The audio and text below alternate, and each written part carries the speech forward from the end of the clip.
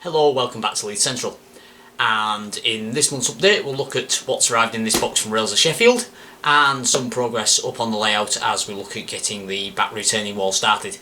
You may notice my post on RM Web and also on the Leith Central page that the design work's now complete for that, and I'm looking at getting some laser cut walls for the most of that. So we're going to make a start on getting the base of them sorted, and also some bits that have come here for enhancing the layout. So we'll get this box opened and we'll have a look at getting some work done on Leith Central.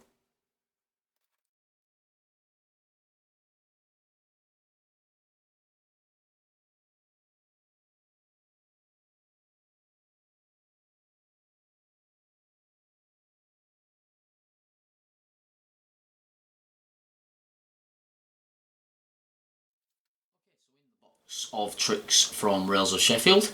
We first have a couple of underboard Pico point motors, as well as the mounting brackets ready to do the crossover in platform 3 and 4. The dummy ground signals ready to fit in between platforms 1 and 2. The Acura scale buffer stops for fitting to platforms 3 and 4. And some dummy point motors for fitting to the points on the board. But also, Rails of Sheffield have a sale on at the moment, so I picked up some stock for Leith Central, which I'll take this paper off now. And that was the pair of weathered ScotRail Mark 1s, which were about 40% off, so picked up a pair of them to add to the stock for Leith Central. I'm keeping an eye out for, there was a set of Mark 2s I think done by Kernal Model Centre, so I'm keeping an eye out for those as well. But they'll be a nice addition to Leith Central, and we'll get around to doing a review on them because they are the weathered one with the passengers fitted. So they were, when first released, these were considered quite expensive for coaches, but they're down around usual coach prices now, and as I say, 40% off at Rails at Sheffield, so pick them up going quite cheaply.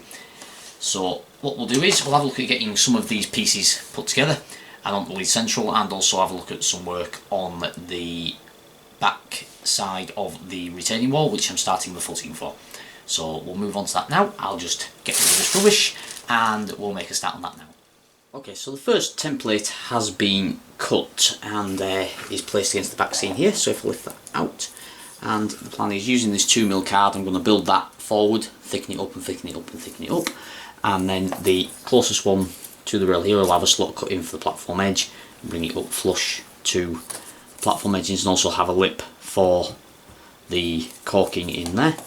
And then that edge will be covered over by the ballast. So as you can see, I've brought that for you. I don't know whether you can pick up on camera, but there is a 2mm gap behind there. We'll have that notch cut into it. So I'll build up them layers, I'll get all them layers cut, and then I'm going to PVA sandwich them together and then fascia brick them with the same styles I've used for the platform edgings here. So that's the process we're going to follow with that. So I'll get the rest of those cut, and we'll get the first sandwich put together. So we now have the 4 pieces of the template cut, and they will now stack, and then the last ones, which are cut for the platform edge and the caulking on the edge there, that brings it up to an 8mm thickness, and then the outer edging brick and facial level of card will bring that out to a centimetre thick. And then I'm going to fit capping stones along the top once I've got a flat piece of card along the top, and then use the Metcalf coping stones as here along the top, and then drill into this once it's all solid to fit my uprights for the wall as it fits against the side like so. So I'll get these glued together and weight it down, and we'll join you once they're back on the baseboard.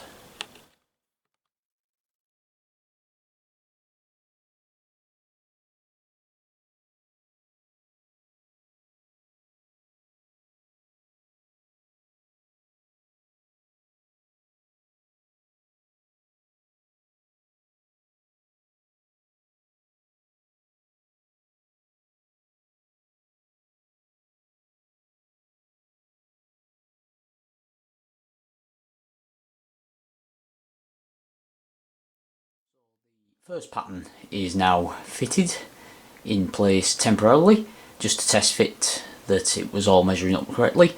I'll now box that in more exact cut, either plastic card or card, and then put the fascia on it.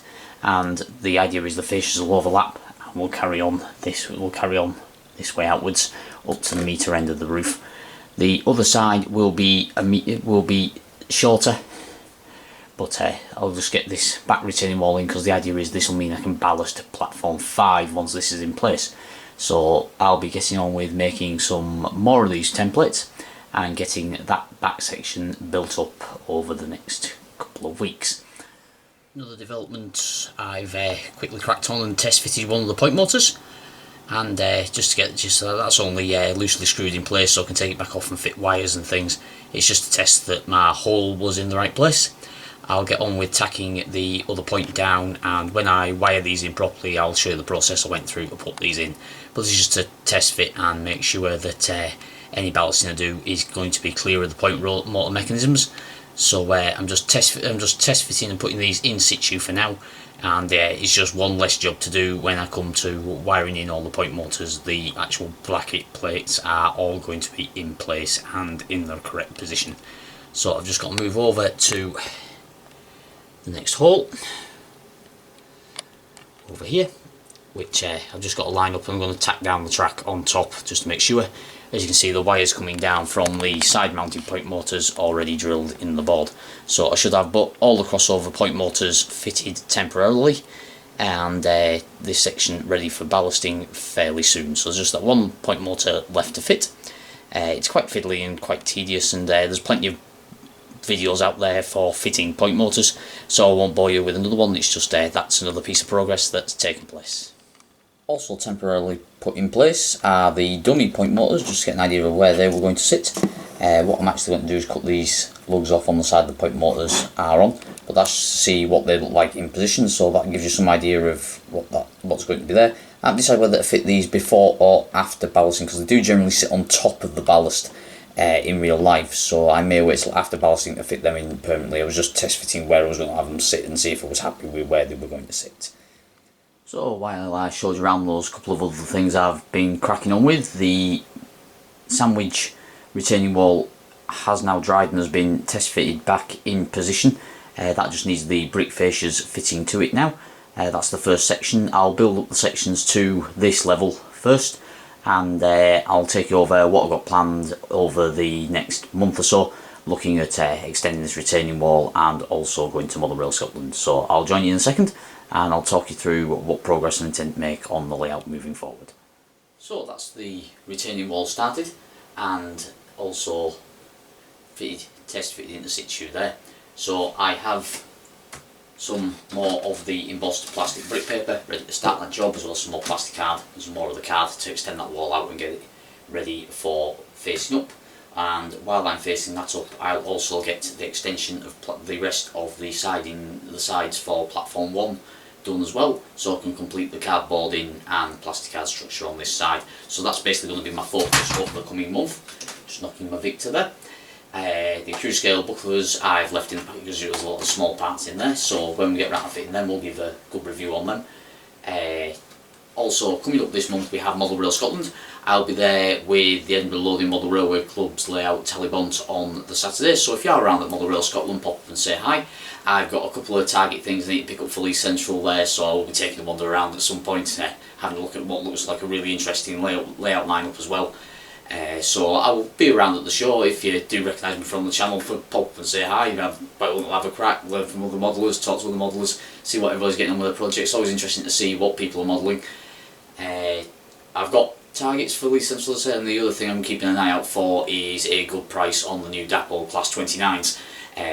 That's a little bit off my era for Leith Central, but it is an interesting looking loco, and also a Scottish synonymous loco as well. So I'll be looking to pick one of them up, and maybe it'll get a run out at a future show on our Glendevon layout at the club. So if you stay tuned, if you've seen Model Rail Scotland, say hi. There'll be more stuff on the channel, other railway things, road transport, and also updates from Leith Central. So like, share and subscribe for all of that. Keep up with the updates on RM Web, there's a blog running on there. and I'll hopefully see you on the next one. On the next one also will be the return of the B1 from weathering, so we'll be fitting the lamp irons and the crew to that. The 9F's still requiring its crew as well, so I'll get them fitted. So there'll be a little bit of everything on the next issue. It won't all just be sticking plastic card and cardboard together. I don't want to be sure. Don't want to make the whole episode about that. So I'll wait till I've got something more varied and interesting before I get the next upload up. But until then, I maybe see you at Monorail Scotland, and if not, I'll see you on the next one. Cheers.